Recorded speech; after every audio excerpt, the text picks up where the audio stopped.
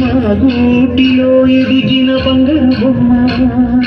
బంగారు బొమ్మ, బంగారు బొమ్మ, మా నీడలో వెలిగిన వెన్నెల బొమ్మ, వెన్నెల బొమ్మ, వెన్నెల బొమ్మ, కన్నడాల గంధపు బొమ్మ, సున్నితాల గాజు బొమ్మ, పుట్టి నింట ఈత బొమ్మ, మెట్టి నింట సీత బొమ్మ, ఈ బొమ్మని అత్తింటికి పంపించే